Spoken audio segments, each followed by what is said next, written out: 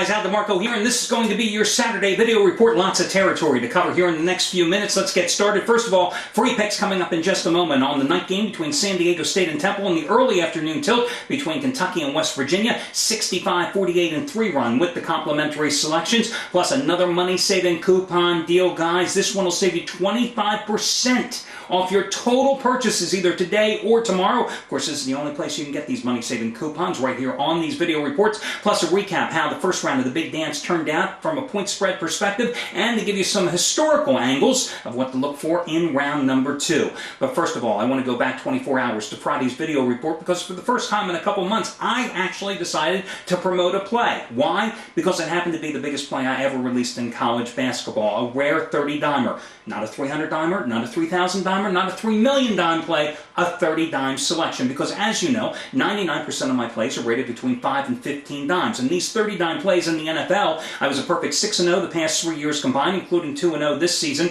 Remember the Patriots 45-3 over the Jets on that Monday night blowout? And I won my very first ever in college football, a 30-dimer on the BCS title game, giving you Auburn over Oregon. Well, I loved the George Mason Villanova game yesterday, but right here on the video and on the web page, I also pointed out that I had been in a horrific slump, losing 267 dimes of profit since the later stages of January through yesterday. A matter of fact, if you scroll down the page a little later after this video, you'll see exactly what I put on my page yesterday. Full disclosure, it's entitled, because I wanted to make sure that you knew exactly how poorly I had been doing going into this play, and why I still had a huge play on the game, because as I told you yesterday, I can certainly live with the fact that I lost the play. I can't live with the fact when I don't play a game the way it warrants being played. That just loses even more money over the long term.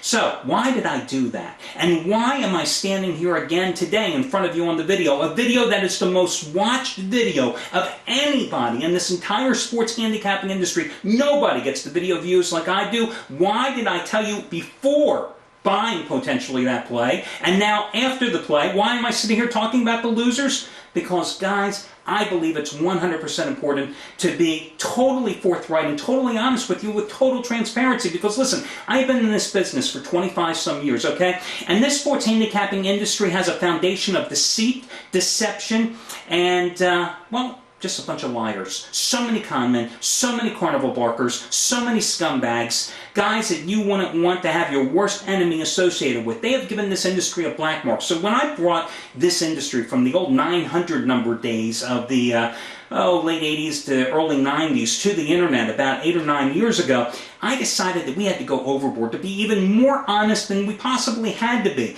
So when a guy wins, yeah, you'll see he wins. When he loses, I absolutely demand that those losers are posted on the webpage. I absolutely demand that the net loss and the net profit is shown. Why? Because I want you to feel 100% secure, 100% confident, 100% knowing that you come to this site, that what you see is what you get, and it's 100% above board. Listen, guys, I'm the general manager of the site. If you see my face on one of these sites, you know that I'm in charge of the site. I'm the face person for this site. I'm the head of the company for this site.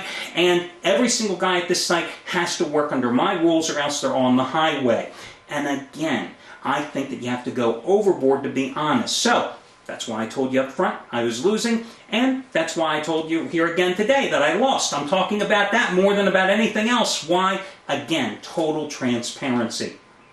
Now, over the years, you know, I have certainly fired quite a few handicappers here. Some because they didn't perform well, others because they were just too moody, others because they couldn't get along with the other little kids in the toy box.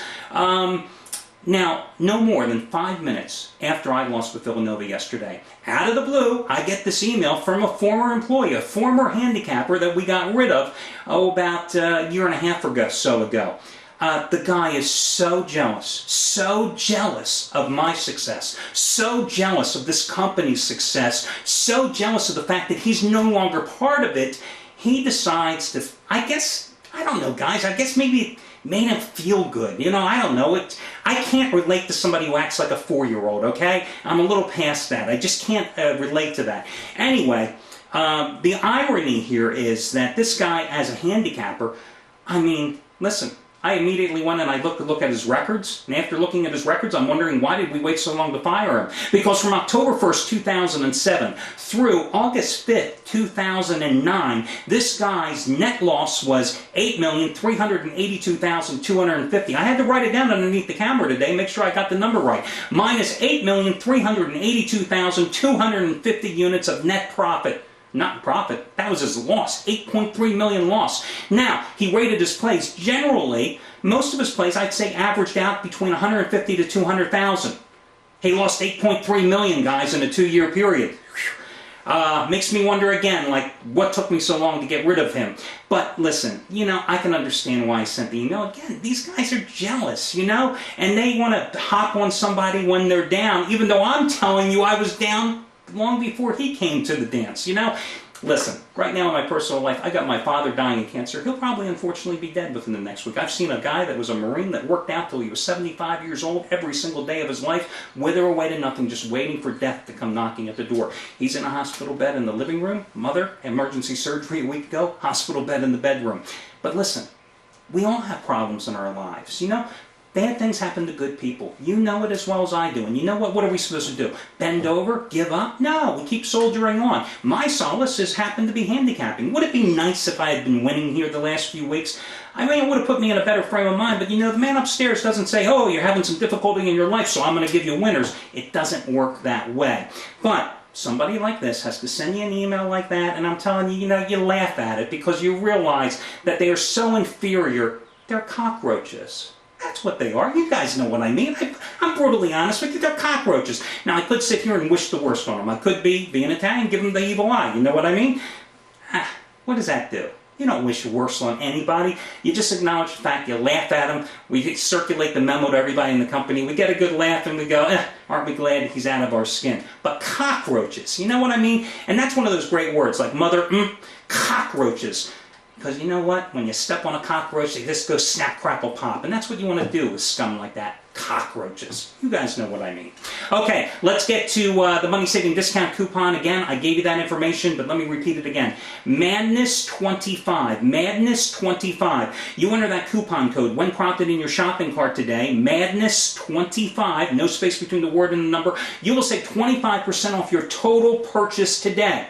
So let's say you put Craig Davis's latest 100 dime release, a play just as big as his Super Bowl winner on the Packers, as big as last Saturday's winner with San Diego State or BYU. He's got his big dance blowout of the year going today. You put that play and 2 other handicappers' plays in your shopping cart at the same time. Then you apply the one-time usage coupon. You'll save 25% off your total purchase. Or you want Craig Davis's long-term package. I think for like 30 days, it's $349. You could save 25% off of that, plus whatever else you put in your your shopping cart.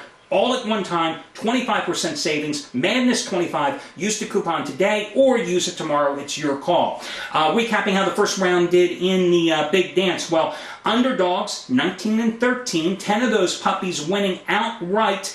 Underdogs now the past 3 years, 56-37-1 against the spread in the first round with a couple of pick'em games. Of course, the 3 years prior, the favorites went 57-35-3 with a pick'em game. It's all cyclical, as I always tell you. Second round historically has lately been owned by the favorites. They are 10 games over 500 the last 3 years. Of course, the 2 years prior to that, they were 8-14 against the spread. Double-digit favorites, FYI, 4-1 on Thursday, 8-5 overall in the first round of play. Now let's get to your first free pick. It's going to be San Diego State minus 6 over Temple. Pretty much, the home court support's going to be in the Aztecs' favor. The game's being played in Tucson, Arizona. Huge front line for San Diego State. So talented as well. Quali Leonard, he's Mr. Double-Double. That's what I call him. Lavoy Allen for Temple. He disappears long stretches of the game. Good rebounder, 11 boards against Penn State. 3 little points. It's a good thing Temple's guards, Ramon Moore, their leading scorer, and Juan Fernandez each pumped in 23 for the Owls against the Lions. A game they won by 2 but failed to cover the 2.5 points. But listen, where Moore's a good shooter, Fernandez is a streaky shooter, and even though they have an edge in the backcourt, I think San Diego's front court edge is just too much for them to overcome here, they being Temple. San Diego State just 2 losses on the season, 33-2, both coming against BYU, 21-12 ATS on the year. The other game I'm going to go with Kentucky, minus 3.5 points over West Virginia here today. Big revenge game because remember the Wildcats lost last year in the Elite Eight to the West Virginia Mountaineers. Kentucky struggled against Princeton, but remember they struggled against Mississippi Mississippi in their SEC tournament opener, and then they rolled over Alabama and Florida. They've won 7 straight, 9 of their last 10 in this West Virginia team. 43% shooting from the field this year, so I'm going to go with Kentucky.